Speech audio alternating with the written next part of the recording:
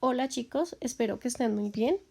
El día de hoy, en la clase de los sentidos, tenemos como objetivo reconocer la importancia y las diferentes estructuras de los órganos de los sentidos de la visión y el tacto respectivamente.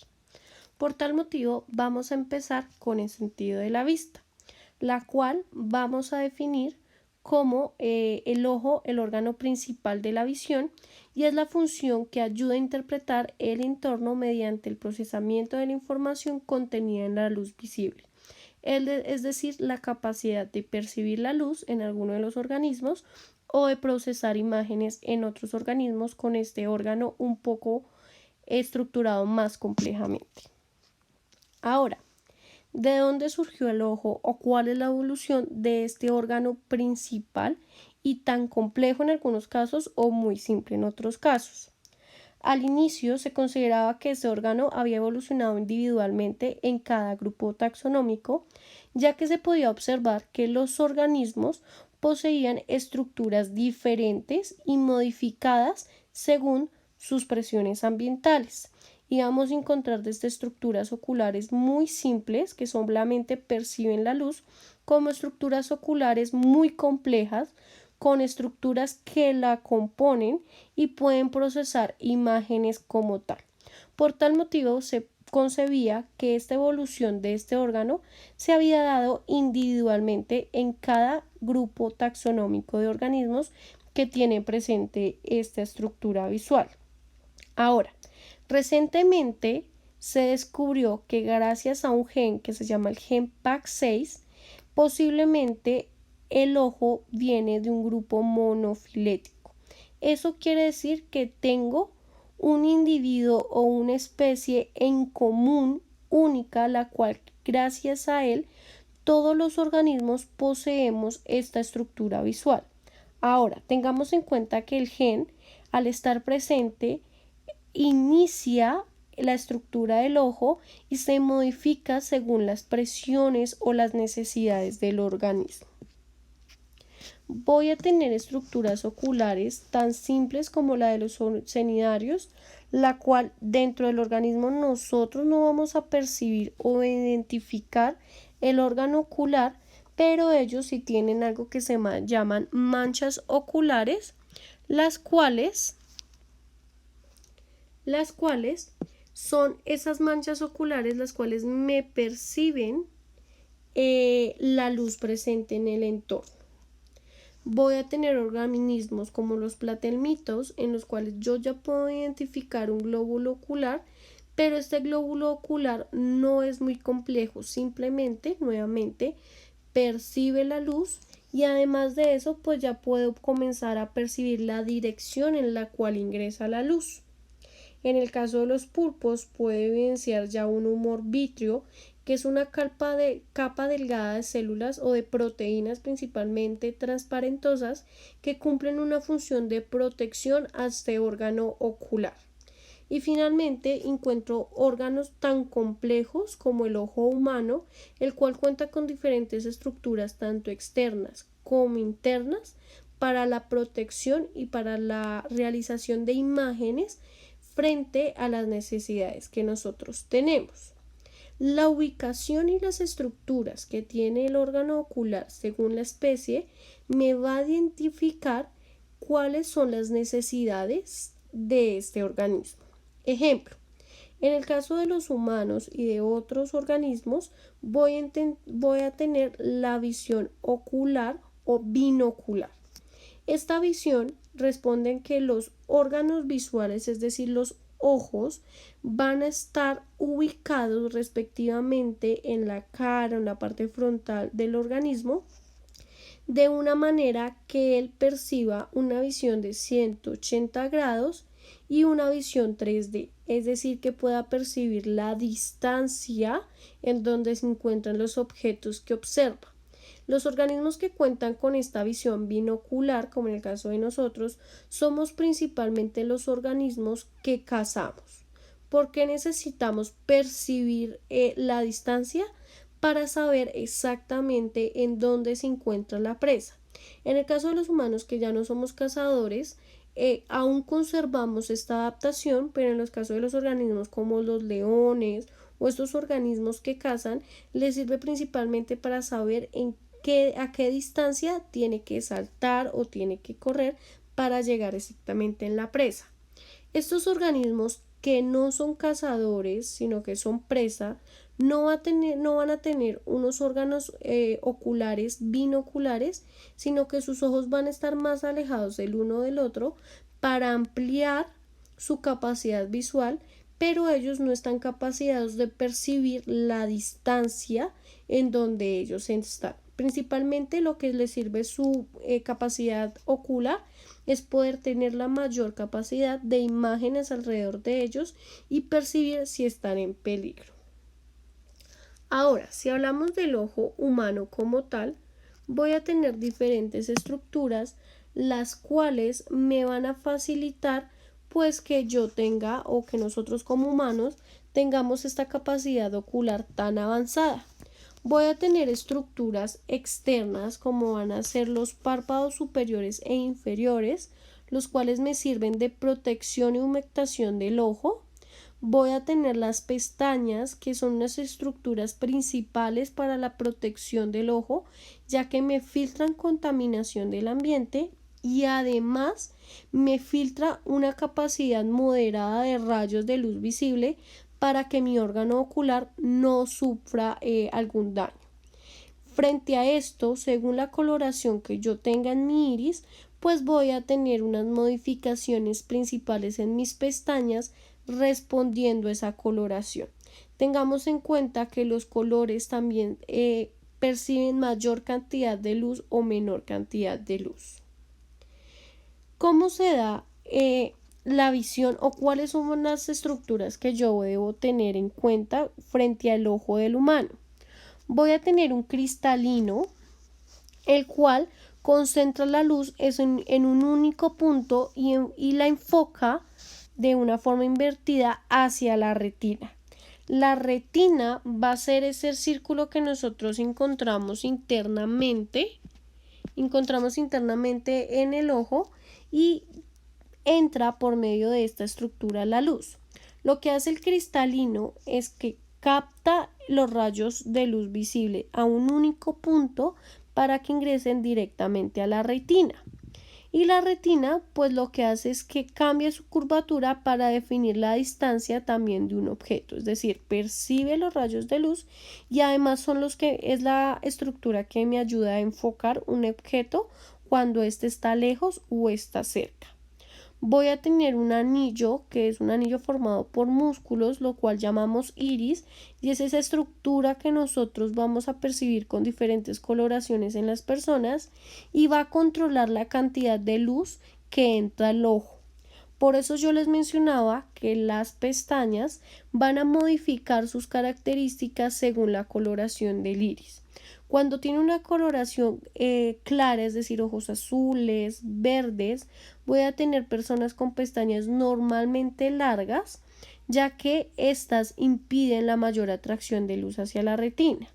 Cuando tengo personas con coloraciones de ojos oscuros, cafés, principalmente cafés o estas coloraciones que tiran a ser negras, voy a tener personas con pocas pestañas, ya que no necesita una estructura que me filtre la luz, sino al contrario poder captar la mayor capacidad de luz del ambiente. Voy a tener el coroides, que está conformado por un tejido conectivo y muchos vasos sanguíneos.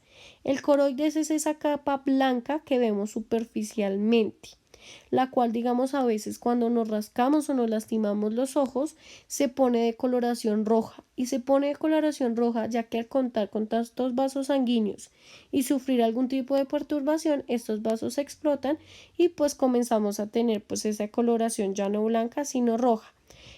Tengamos en cuenta que a pesar de que nos lastimemos el ojo pues vamos a tener de nuevo un punto blanco, es decir que el ojo se me va a recuperar fácilmente.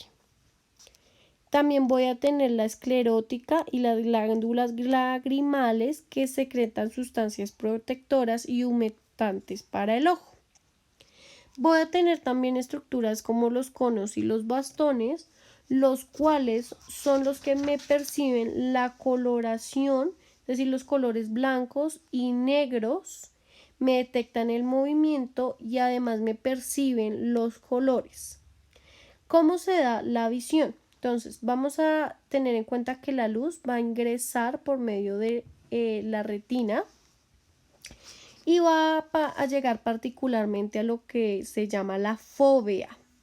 Y allí los bastones y los conos envían señales que estimulan las células ganglionares y las bipolares, encargadas de transmitir la información hacia el cerebro, específicamente al lóbulo occipital. En este proceso también participan interneuronas llamadas horizontales y amacrinas, y axones de las células células ganglionares conforman el nervio óptico. Según su disposición, pues vuelve a invertir la imagen y envía el impulso nervioso al tálamo, y de ahí el lóbulo occipital me va a crear la imagen como tal. Tengamos en cuenta entonces que nosotros tenemos una capacidad de visión estereoscópica o tridimensional, es decir, en 3 dimensiones logramos percibir la profundidad, y es gracias a nuestra capacidad evolutiva de que en algún momento pues fuimos organismos que cazaban como tal. Vamos a tener otros tipos de ojos más complejos, como los ojos compuestos, los cuales los tienen principalmente los arácnidos y los insectos, y ellos cuentan con estructuras formadas que se llaman omatidios, que aumentan el campo visual. En su conjunto poseen un alto poder de resolución y una capacidad de procesar aproximadamente 250 imágenes por segundo. Nosotros los humanos tenemos la capacidad de procesar solamente 15 a 24 imágenes por segundo. Por eso muchas veces tenemos enfermedades visuales, ya que sobrepasamos esa capacidad visual. En el caso de los ojos compuestos tienen esas estructuras, ya que ellos necesitan percibir el ambiente gracias al órgano visual, es decir, a sus ojos, en toda su totalidad para poder sobrevivir. Entonces, ¿qué voy a tener como tal? Voy a tener unas estructuras visuales modificadas según la complejidad en la cual yo necesite este órgano del sentido, y además pues voy a tener unas estructuras las cuales me van a modificar que yo tenga una alta o baja resolución de este órgano visual. Ahora, tengamos en cuenta que nosotros debemos tener una salud visual. La principal es tener una debida higiene en el momento de cogernos los ojos, es decir, que las manos estén limpias, ya que podemos contaminar y enfermar el ojo. Debemos tener unos filtros a la hora de estar frente a aparatos electrónicos, ya que la luz que dan o botan estos aparatos son tan fuertes que lo que hace es llevar al límite el ojo para que éste logre funcionar. Permanecer con el ojo humectado y pausar periódicamente o dejar descansar el ojo para que éste no se canse. Por otro lado, tengo el sentido del tacto, en el cual pues el tacto va a ser ese sentido por el cual yo percibo el medio por medio de los cambios de temperatura y de presión. Voy a tener igualmente las estructuras modificadas según las necesidades que tenga el organismo. En el caso del tacto, el órgano principal, ¿cuál va a ser? Va a ser la piel. Ahora, dentro de la piel, ya que tiene como principal función percibir los cambios del ambiente, tanto en cuanto a temperatura y a presión, voy a tener principalmente dentro de la piel muchos receptores. Esta piel, en el caso de los humanos, va a tener 2 capas, la epidermis y la dermis.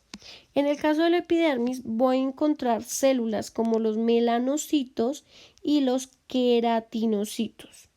Los melanocitos van a ser aquellas estructuras o células que le dan color a la piel.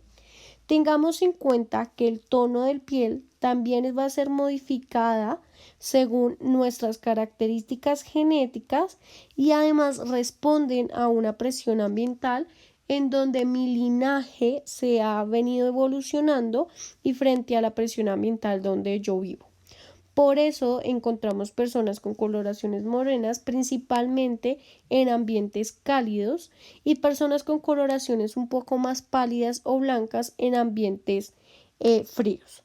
Es decir, los melanocitos responden a características tanto genéticas como de presiones ambientales, principalmente de temperatura. Y los queratinocitos son esas células que me van a dar estructura a la piel. Ahora, la epidermis, al ser la capa principal y más expuesta al medio externo, voy a tener dentro de ella algunos mecanorreceptores, es decir, receptores.